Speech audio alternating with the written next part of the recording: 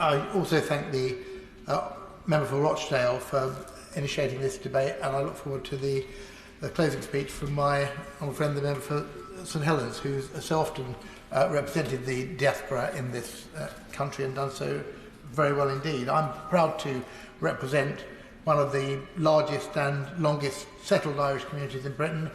The Irish presence in Shepherd's Bush, Hammersmith and Fulham goes back many years before the 60 years that I've lived there. So not only first and second generation, but third and fourth generation Irish people continue to make their home in that part of West London. And it goes without saying that despite the difficult times that the member for Rutherglen and my friend from Bristol South have mentioned, and quite rightly have mentioned, that overall this has been an enriching and successful coming together of the British and Irish communities, and not just those communities, but many, many other migrant communities. And I often feel that the Irish presence in Britain was a pioneer and has acted as something of a glue and an enabler of integration across many different cultures. That's certainly true where I am. I just wanted in a few brief minutes just to highlight two organisations, if you will, that haven't been much featured in the debate so far, but I think are key to the success of the diaspora. One is the network of community and cultural and social centres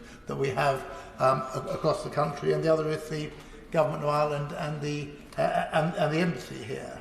I have in Hammersmith Broadway the Irish Cultural Centre, which is the premier centre in the UK dedicated to the promotion and welfare of Irish art and culture abroad, and the home of its best cultural events and Irish performances, films, music and theatre. And I know that's true because I read it on the front of their website only a few moments ago. That's their quote before members start intervening on me. But to get a building as prestigious, as beautiful as that was a long struggle for the Irish community and for their supporters. It goes back to the mid-1990s. We were celebrating the 25th anniversary only recently, and the foresight of it was then my predecessor as MP and leader of the council there, Ian Coleman, Councillor Sean Redding, who put together the funding for that, who built it. We enjoyed it for 10 years, and then we did it all over again because a different council wanted to knock it down and sell off the land for profit. And it's only through the intervention of the Shepherd's Bush Housing Association, who put up the money for a housing development, that rebuilt the centre bigger and better than it was before. And it's been a huge success. And I say that's a result of alliance between the wider community, the council, others, the embassy, the Government of Ireland putting in money at a time when money was extremely short during financial crisis. But above all, it's been the local Irish community, and I'm tempting fate by naming individuals because I inevitably one forgets them, but there have been so many heroes in establishing and keeping that, bringing that centre to life. I must mention Jim O'Hara, who chaired the trustees through many of those difficult years, his successor Peter Power-Hines, and the vice chair Michael Kingston, Seamus McGarry, Ivan Gibbons, and the wonderful centre managers we've had, the cultural director Ross Scanlon, David O'Keefe, who sadly died too young and has been replaced and stepping into the breach by William Foote, the current manager.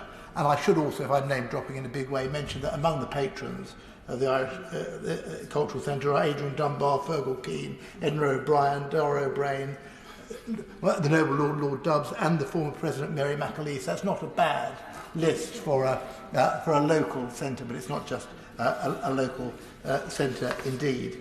And of course, built on the beauty and the success of the centre, what it has to offer, we have had a whole procession of T-shirts and tarnishers, government ministers on both sides, visitors over the years. But something a bit special happened this week when His Royal Highness Prince Charles and the Duchess of Cornwall came to visit. And I don't often recommend going to the Daily Mail website, but if you go to the Daily Mail website, you will see the heir to the throne trying out his hand at Irish dancing, drum playing, and indeed drinking a pint of Guinness, and it is, that's well worth going to see.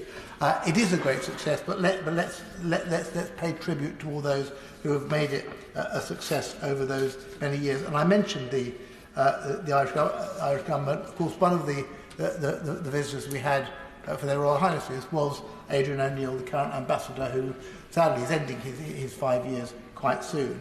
But he and his predecessors, Daniel Mulhall, Bobby McDonough, have been huge supporters. I don't just mean in terms of their presence and what they've done, and how they've, and I do think that Irish diplomats are in a different league, and it's one of the reasons that Ireland punches above its weight so much, that they have the most brilliant representatives abroad who really engage in that way. And the support, and I say practical and financial support, as well as encouragement, has been fantastic over that time. The member for West Dunbartonshire mentioned the Irish Traveller community quite rightly, and he does a very good job chairing that all-party group. And unfortunately, we've seen in recent legislation here that the government here wishes to make things more difficult for gypsies and travellers in this country, as it is doing through the police bill, which is quite shameful. By contrast, the support which the Irish Embassy here gives to the traveller community, inviting them into the embassy, visiting them around the country. I went on a visit some years ago to the Dale Farm site with a secretary from the Irish Embassy. I can't imagine many other countries doing that and extending the hand in that way, and making sure that the entire Irish population, whatever their roots in this country, are dealt with in that way.